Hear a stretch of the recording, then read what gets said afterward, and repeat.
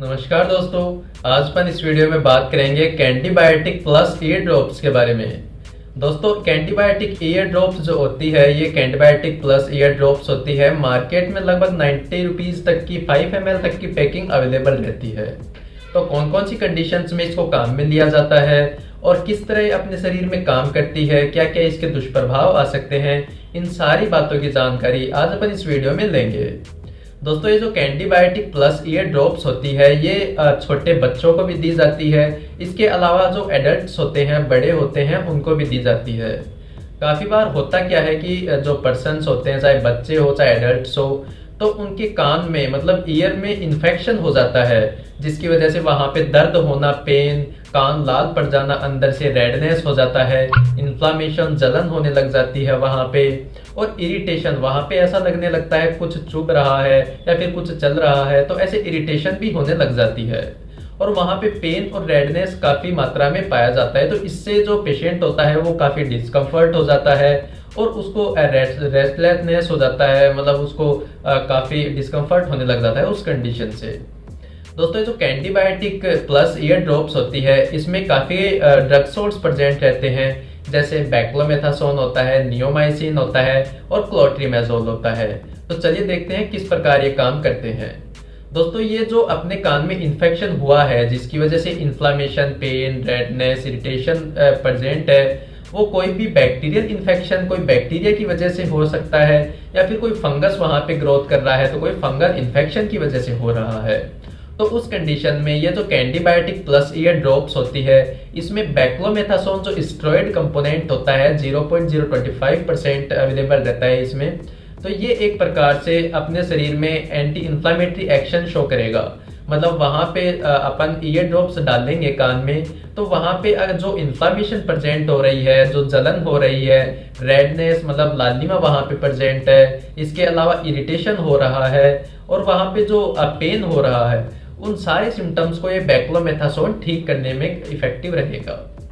इसके अलावा इसमें जो नियोमाइसिन प्रेजेंट है वो एंटीबायोटिक की तरह काम करता है कि अगर वहां पे कोई बैक्टीरिया प्रेजेंट है जो वहां पे इन्फेक्शन कोज कर रहा है, तो ये नियोमाइसिन उस बैक्टीरिया पे जाके इफेक्ट करेगा, उस बैक्टीरिया की ग्रोथ को रोक देगा, उस बैक्टीरिया को किल करने का काम करेगा, ताकि वो सिम्टम्स तो ठीक हो गए, अब धीरे धीरे ये बैक्टीरिया भी किल हो जाए ताकि बैक्टीरिया इन्फेक्शन ठीक हो जाए।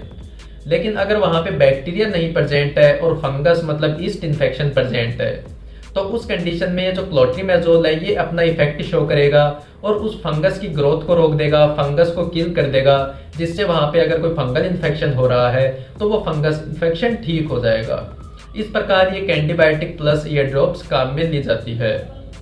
दोस्तों, जो कैंटीबायोटिक प्लस ईयर ड्रॉप्स होती है इसको डालने का तरीका कुछ अलग होता है, बच्चों में अलग होता है और एडल्ट्स में अलग होता है, तो ये जानना आपको बहुत जरूरी है। दोस्तों, इसको मतलब जिस कान में इफेक्टेड होता है, जिस कान में इन्फेक्शन होता है, उसी कान में ये ईयर ड्रॉप्स डाली जाती है। तो सपोज कोई पेशेंट के लेफ्ट ईयर में इन्फेक्शन है तो उसको अपन सुपाइन पोजीशन दे देंगे, मतलब बेड पे लेटा देंगे और लेफ्ट साइड में करवट दिला देंगे। लेफ्ट साइड में करवट दिलाने से जो राइट ईयर है वो ऊपर रह जाएगा।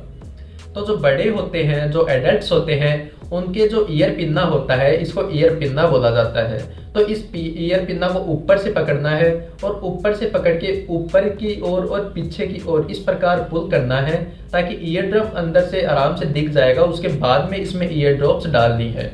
जो ईयर ड्रॉप्स की बोतल है वो उसका मुंह इधर ईयर कैनाल की तरफ होना चाहिए और धीरे से इसको स्क्वीज करोगे तो 1 से 2 ड्रॉप्स आप इसको डाल के रखें। लगभग 15 से 20 मिनट तक आप उसी करवट में लेटे रहें और इसको डाले रखें। इसके अलावा अगर कोई इन्फेंट है या फिर चिल्ड्रन बच्चा है तो उसमें डालने का तरीका अलग होता है कि उसका जो ईयर पिन्ना होता है वो नीचे से पकड़ना है और नीचे की ओर और पीछे की ओर खींच के उसके बाद में ईयर ड्रॉप्स में डाली जाती है। तो ये तरीका अलग होता है और ये तरीका बेहद ज़रूरी है सही से दवाई को काम करने के लिए, इफेक्टिवनेस लाने के लिए। दोस्तों, ये जो कैंटीबायोटिक प्लस ईयर ड्रॉप्स होती है इसके अगर दुष्प्रभाव की अगर अपन बात करें, साइड इफेक्ट्स की अगर अपन बात करें, तो इसको लगाई हुई जगह पे मतलब कान में अपन डाले हैं तो उस कान में इरिटेशन ज़्यादा बढ़ सकती है या फिर कुछ एलर्जिक रिएक्शंस आ सकती है, जैसे नाक से, आँख से पानी का बहना, सांस लेने में दिक्कत आना। तो अगर ये एलर्जिक रिएक्शंस आप में आती है तो उस कंडीशन में आप इस दवा को तुरंत वहीं पे होल्ड कर दें, आगे कंटिन्यू ना रखें और अपने जो कंसल्टेंट डॉक्टर है उनसे जाके कंसल्ट जरूर कर लें। अगर आप ऐसा नहीं करते हैं, दवा को फिर भी कंटिन्यू रखते हैं, तो हो सकता है ये दवा आपके शरीर में एनाफाइलेटिक रिएक्शंस कोज करने लग जाए, एलर्जिक रिएक्शंस की वजह से, जिसकी वजह से ये आपके लिए जानलेवा भी साबित हो सकती है। तो ऐसा बिल्कुल भी ना करें। मेनली तो ये जो एलर्जिक रिएक्शंस है बहुत कम लोगों में देखे जाते हैं, लेकिन अगर कोई भी पीपल अगर इफेक्टेड है एलर्जिक रिएक्शन से, इस दवाई से, तो वो इस जो सेफ्टी प्रिकॉशन है उसको जरूर काम में ले। दोस्तों ये जो Candid Biotic Plus ear drops होती है, इसकी इन्फॉर्मेशन आपको थोड़ी भी इंफॉर्मेटिव लगी हो, थोड़ी भी नॉलेजेबल लगी हो, तो वीडियो को लाइक एंड कमेंट जरूर कर दें। चैनल को सब्सक्राइब करना ना भूलें। Thank you.